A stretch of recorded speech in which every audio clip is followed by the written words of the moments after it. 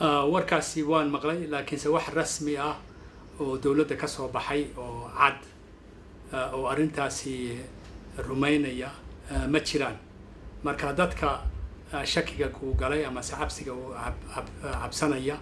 waxaan ku oran lahaa waxay ka cabsadaan ma jiraan sababtoo ah dawladdu sharci bay ku shaqeysaa dadka waraaqaha qaxootiga haysta oo qaxootinimada waddanka ku joogana dad hoga ka soo baxay oo habeenimo hoga ku soo galay dalka ma ahay waa dad la yaqaano waraaqa ka haysta ummadaha midoobay iyo wasaaradda qoraalka iyo registrationka marka anigu waxaan oran lahaa warkaasi waxba kama jiraan runtii haddii ay hadhowto dawladdu warbixin ay soo saarto oo ay leedahay tilaabadaasaan qaadaynaana waa tilaabo khaldan waayo wax dembi oo ay galeen ma jiraan dadkaasi qaxootinimadu dembi ma aha qofku dembi ma gelin waddan dagaal uu ka socda ayay ka yimaadeen dadkaasi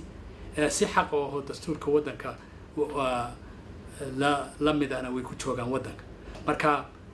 anagu waan ka hor imanaynaa waan cambaaraynaynaa hataa tilaabo sharcina waan ka qaadi doonaa haddii loo baahdo marka dadkaasi anigu waxaan ku oran lahaa isdejiya wax dhibaato ah ma jirto wixii tilaabo ay dawladda qaadana waan la soconaa xildhibaanada Soomaaliyeed ee waddankana waan wada tashanay shalayto markii warkaasi uu suuqa soo galay diyaar baan ay u yihiin intooda badan ba inay hadlaan oo ay cambaarayaan arintaasi haddii loo baahdana shicibka dhibaataysan ee qaxootiga ee la dhibaatayna inaan garab istaagno oo aan u dagaalano oo u hadalnana waan ku heshiinay